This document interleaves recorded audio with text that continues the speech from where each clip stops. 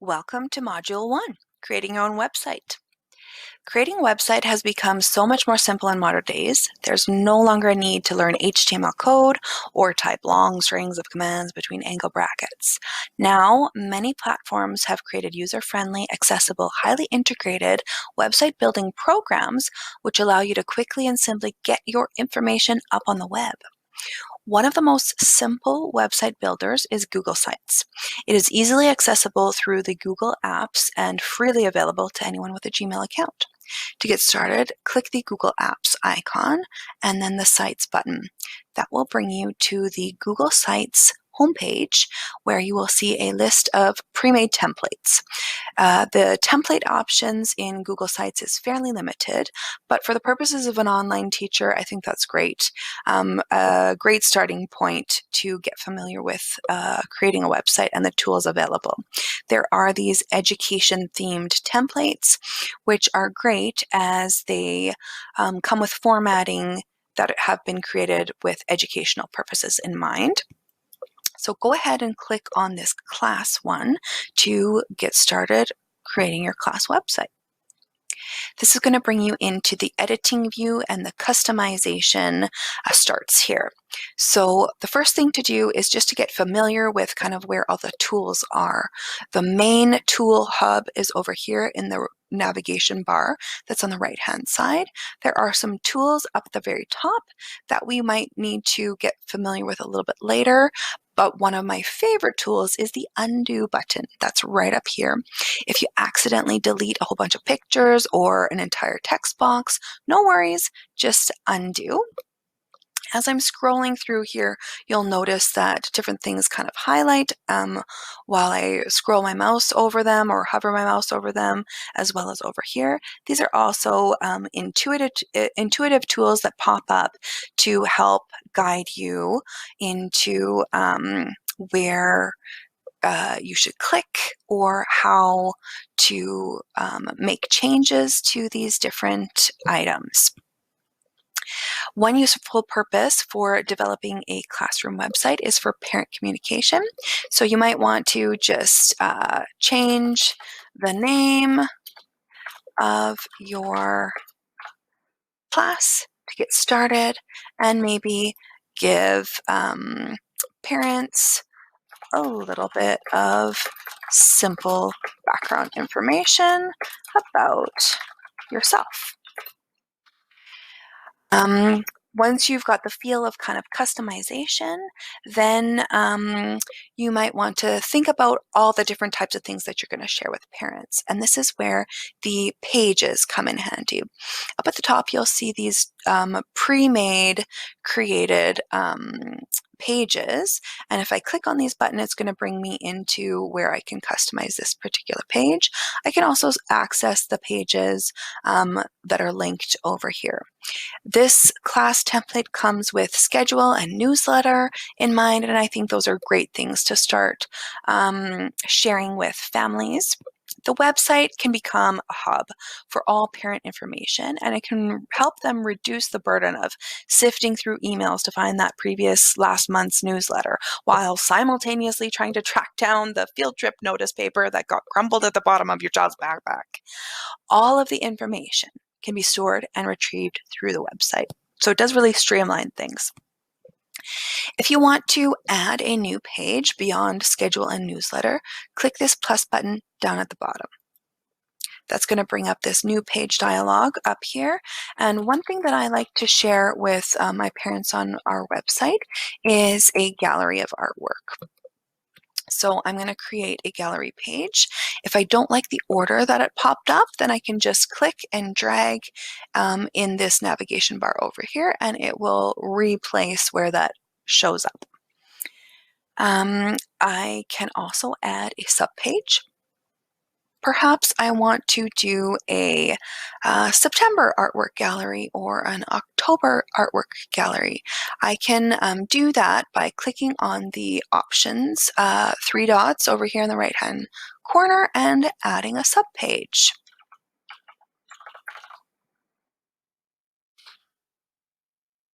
Adding subpages just keeps your website organized so that you don't have a million tabs, a million links, a million pages popping up. If I'm going to then customize my gallery, I want to go back to the Insert tab and find a way to share the images. I like the sounds of this image carousel here as instead of, a bunch of individual images, which could also work depending on your style preferences. But I'm going to try the image carousel, and I'm going to click the plus button to add images. This is where it gets really simple and super easy, is that if you have the images in your Google Drive, you can just select them from your Google Drive. So the integration with other Google apps is a huge bonus here. I'm going to select these sample images that I want to share with parents on my gallery page, wait for them to upload, and then insert. And then there it is. I can drag it and drop it if I wanted to. I could resize it, make it a bit bigger if I wanted. And then I have customized my September gallery. There's lots of other multimedia that you could use and add in. And then just continue playing around with customizing and adding in different pages that you might want to add. Another way to add pages, which is very simple, if you like the layout of something you've already built, then you could just duplicate this page. So here I have my newsletter page, but this could work just as well. This layout could work just as well if I wanted to share student writing samples, for example. So I'm going to duplicate this page, and I'm just going to rename it as Writing Stars or something like that. Make it fun, right? And then change that out. And I can also change this background image, right? So if I had an image of somebody writing, or if I wanted to select a different image, then that's available too. That can help me make it easier to add new pages by keeping the same format, but make the look different. So once you have all of your pages in with information that you want to share with parents, and each page is customized, then you're pretty much ready to go. Just a quick note here, this isn't the only way to set up your class page. As I mentioned in the post, you could go with a system of this is your classroom. So instead of schedule, newsletter, or in addition to all of those things, you could have a math page, a science page, a social studies page, etc., where you actually provide learning content to students.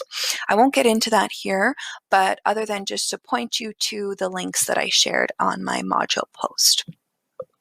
When you're ready to go, you're going to, first of all, preview. You want to make sure that all of the links work properly. So click through and make sure everything takes you to the right place where you want it to go, and make sure that the media that you inserted works properly.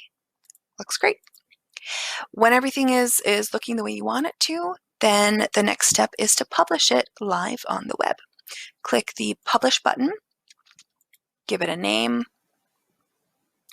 and then your website has been published successfully and it can be found on the internet. The purpose of this particular website and lots of classroom websites is for communication and information sharing. So you want to make sure that you get this link and you share it with parents and students as well. This is pretty much the rudimentary, a quick version of setting up your website. There are many, many, many other ways to do that. And if you are interested in that, again, check the additional information and the links that I have in my module. I won't get into them here other than to take you down a quick trip down memory lane.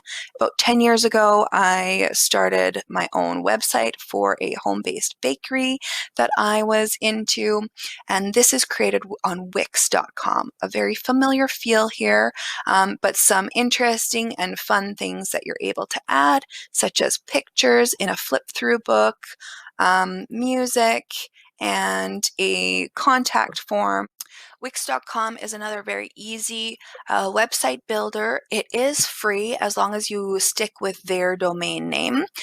Many of the other website building platforms do charge a hosting fee or a user fee, that kind of thing. This one is free, and it does come with some really beautiful templates. So that is pretty much it. Thank you so much for completing Module 1, and I cannot wait to see your websites.